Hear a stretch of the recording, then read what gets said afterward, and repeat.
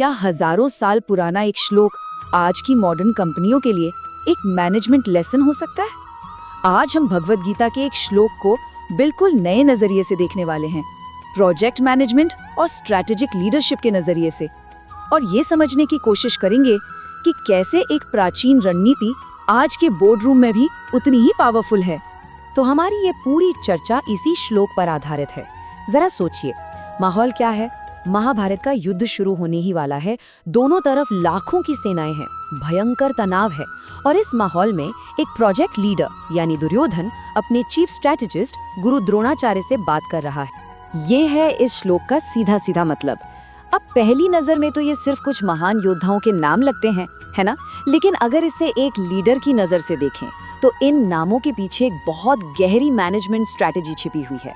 चलिए आज इसी को डिकोड करते हैं। तो सवाल यही उठता है, क्या दुर्योधन बस अपने योद्धाओं की लिस्ट गिना रहा था, या फिर ये एक बहुत ही कैलकुलेटेड, बहुत ही सोची समझी मैनेजमेंट ब्रीफिंग थी, बिल्कुल एक प्रोजेक्ट किक ऑफ मीटिंग की तरह?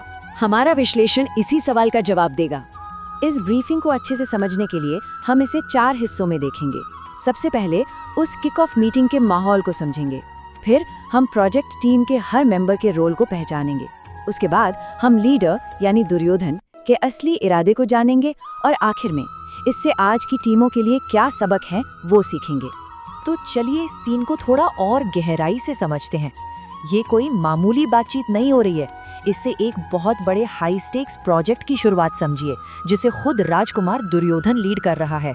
ये एक औपचारिक ब्रीफिंग का पल है। अच्छा, इन किरदारों को आज की कॉर्पोरेट दुनिया में फिट करके देखते हैं। दुर्योधन यहाँ सिर्फ एक राजकुमार नहीं है, वो है प्रोजेक्ट स्पॉन्सर, जिसके पास विजन है, पैसा है, सारे रिसोर्सेज हैं। और द्रोणाचार्य वो है लीड कंसल्टेंट, यानी कि वो टेक्निकल एक्सपर्ट जिनकी सलाह और स्ट्रेटेजी के बिना ये प्रोजेक्ट कामयाब हो ही नहीं सकता।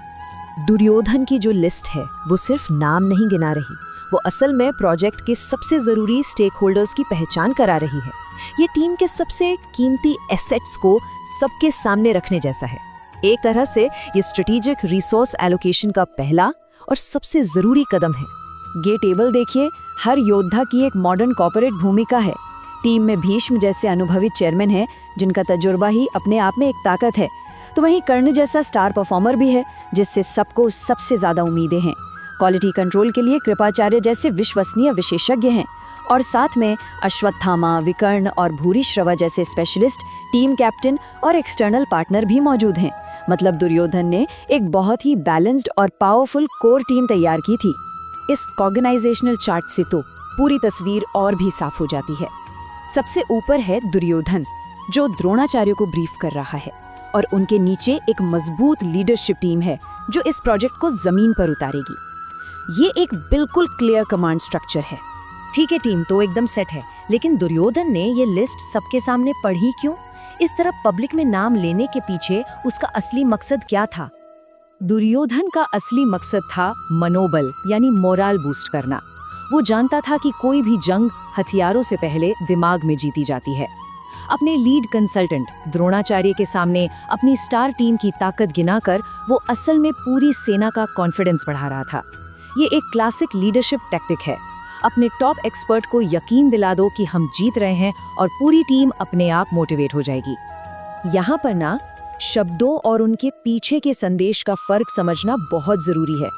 जैसा कि ये स्लाइड दिखाती है, दुर्योधन ने कहा तो बस इतना कि ये हमारे योद्धाओं की लिस्ट है, लेकिन इसका असली संदेश था, हमारी टीम में इतने जबरदस्त लोग हैं कि हमारी जीत तय है। ये सिर्फ जानकारी देना नहीं था, बल्कि ये कॉन्फिडेंस का एक बहुत पावरफुल प्रदर्शन था। तो चलिए अब इस पूरे विश्लेषण को आज के लीडर्स और मैनेजर्स के लिए कुछ ठोस सबकों में बदलते हैं। इस हजारों साल पुरानी स्ट्रैटेजी से हम आज क्या सीख सकते हैं? दुर्योधन की इस पूरी स्ट्रैटेजी को हम 3 आसान स्टेप्स में अपना सकते हैं। स्टेप 1, अपने द्रोणाचार्य यानी अपने लीड एक्सपर्ट को पहचानिए और उन्हें सम्मान दीजिए। स्टेप 2, अपने कर्ण और भीष्म जैसे चैंपियंस का नाम सबके सामने लीजिए, उनकी तारीफ कीजिए। और स्टेप 3, इस लिस्ट का इस्तेमाल पूरी टीम में ये भरोसा जगाने के लिए कीजिए कि हम सब मिलकर कुछ भी कर सकते हैं। ये स्लाइड बहुत दिलचस्प बात बताती है। देखिए, पुराने जमाने की लीडरशिप व्यक्तिगत वीरता पर चलती थी, जबकि आज का मैनेजमेंट प्रोसेस और डेटा पर।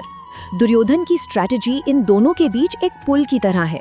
वो व्यक्तिगत वीरता का इस्तेमाल कर रहा है, लेकिन एक मॉडर्न मैनेजमेंट गोल को हासिल करने के लिए, और वो गोल है टीम का मोराल बढ़ाना। तो इस पूरी बातचीत का निचोड़ क्या है? सार बस इतना है कि किसी भी प्रोजेक्ट की शुरुआत ही तय कर देती है कि उसका अंत कैसा होगा। एक स्ट्रेटेजिक किक ऑफ जहां हर टीम मेंबर को अपनी वैल्यू पता हो और पूरी टीम एक लक्ष्य के लिए मोटिवेटेड हो, वो असल में आधी जीत के बराबर है। और अंत में बस एक सवाल, हर कामयाब टीम में उसके अपने भीष्म, कर्ण और कृपाचार्य होते हैं। सोचने वाली बात बस ये है कि क्या उन प्रमुख योद्धाओं को और बाकी टीम को उनका असली मूल्य पता है, क्योंकि यही एक प्रभावी नेतृत्व की सबसे बड़ी पहचान है।